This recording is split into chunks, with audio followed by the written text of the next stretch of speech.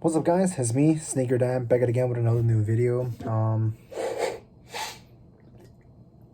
I promise you guys I'll upload another like one or two videos, and so this is the other video I'm gonna upload hopefully soon. This is pretty much Sneaker Dan Talks episode 3. I just talk in this segment is pretty much just me talking about, I guess, my own personal opinions or topics that are related to sneakers or streetwear as in general that is going on currently in the world. And I know I'm kind of late to this. I'm like about 3 days late to this, but I did want to, I guess, put my own personal opinion on what happened with Nike's CEO, or I don't want to say CEO. Yeah, the Nike's vice president and general manager for Nike North America overall. Sorry, I'm just looking back because I have a computer up right here next to me, and basically it's just I just want to give my own personal opinion on what this article was talking about as well as what I think of it. Basically, the gist of the story is that the Nike's vice president and general manager of the North American branch pretty much just resigned from her position after basically getting, I guess, exposed that her son is into the reselling market. He resells shoes like Yeezys, Nikes, all things like that. Uh, he's been buying off of shoes from like outlets and things like that and just reselling for higher prices. And so basically the article doesn't really go into depth of it. So I don't think so. Here's the thing. I don't think people understand what the article is really saying or was talking about. After all the articles I read, it pretty much doesn't state that the child had any like back doors or like any insider information of the sneakers, but I'll get right into that on my opinion of it, and I might be wrong. There might be articles out there that I'm not like finding or catching on properly, but at least all the articles that I read, it just states that the kid that never had insider information. The mom just happened to quit the company, but her son is just a reseller, resells for very high demand and has been making about $200,000 in revenue in the monthly increments, which is crazy. And basically she quit her position, and pretty much she's getting exposed for this just in general because the kid bought multiple shoes with his mom's credit card. So here's my perspective and my own personal opinion on what's going on right now. And I think it's kind of ridiculous that one is the fact that the vice president of Nike or Nike in general is not doing anything about the reselling market, because like, yes, the reselling market doesn't hurt them in any way. If not, it actually brings up the demand for more sneakers from them and also makes them a better known brand. But it's the fact that they're allowing other people to profit off of their shoes. They're also making their own different businesses and taking advantage of the revenue that Nike could potentially make if they actually just mass produce the shoes in general. And then so, and also it's the fact that the articles are not going in depth whether the kid didn't have insider information. That's a bunch of bullcrap, honestly. There's no way the child did not have any insider information. His mom did not tell him shit. That's complete fucking bullshit. Here's the reason why. It's because I'm part of Soul Savvy, which is a community that pays $30 a month, and they tell you estimated stock inventory of each sites and each companies that actually may have their shoe. It tells you like almost exact numbers. Like there's gonna be 1,200 pairs in Foot Locker, US, and things like that. You're telling me the kid didn't know shit about his mom being being a vice president of Nike. He didn't know any stock, any information, and was not getting back toward pairs. That's a bunch of bullshit. Okay, that's one things first. The kid is making $200,000 in revenue monthly.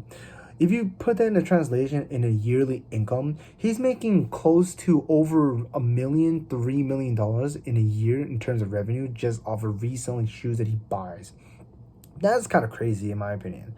It's the fact that he's exposing Nike's lack of inventory to expose other people to buy more shoes from him. You guys can all say, man, don't knock his hustle. Yeah, cool. That is his hustle. He's making money off of it. However, what I never understood about these huge companies of holding limited amount of quantities and stocks was this. You can You will sell 300,000 pairs of a Jordan 1, for example. You sell 300,000 Jordan 1 pairs for $170. People are reselling it for double or if not triple the price range. Why would you just not mass produce constant Jordan 1 silhouettes until they completely sold out and people are not needing to get them anymore and just maximize the profits? It's just because of the exclusivity of it. I don't think exclusivity has anything to do with it. I think people will continuously buy Air Jordan 1s no matter what colorway, how much inventory there are. I think more people will be willing to buy Jordan 1s, if not every Jordan pairs and retros, if they mass produced it. They're not losing money off of it, they're making more money. Instead of making the typical $5 million or $500 million off of one pair for only 200 or half a million pairs that are released, why not make 3 million pairs of the shoe and pretty much triple your earnings for your company and actually become a very strong company for shoes? You can counter argue saying that, yeah, they could work for the first pair, but what about all the other colorways they're going to release in the future? I don't think that's necessarily true. The sneaker market is a lot bigger than more people think. The only reason why people think the sneaker community is so much more small is because we're not letting people come into the sneaker community. Like I said, we try to have a sense of exclusivity of people coming into the sneaker community being able to buy a shoe unless they pay someone else extraordinary prices for the shoe. I think that's ridiculous and I think that's really stupid. And I'm glad that this woman has left, and I'm glad that news articles have been exposing her, because it pretty much shows like the bad side of reselling, and also is the fact that there are company people inside Nike who are helping resellers and also diluting the whole entire sneaker market and people who are trying to get into sneakers. Sneakers is a community. We love sneakers. We talk about it all the time. However, I think this sense of exclusivity needs to end. And I'm glad these articles are actually coming out about this woman and her child. That, yeah, she pretty much, it wasn't explained, but it has been implied that she's been helping her child for reselling business while working for Nike, which I don't think is the right thing for her to do as a vice president, and she has stepped down from the position because of it. Um, I know that the article did state that she did explain to Nike that her son does a resale business, and Nike did state that that's doesn't have to do anything or does not go against the rules of it, of her working at Nike.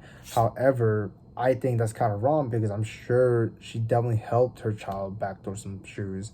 I'm sure she has helped funded his whole entire resale marketing company.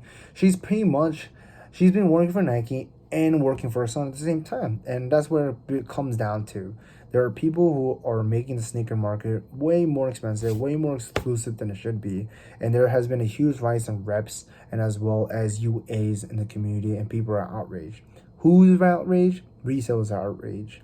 And that's why for me, I try to copy as much retail as I can, but if I really need to and I really like a shoe, I'm going to go rep or unaltered or UA sneakers because it's cheaper.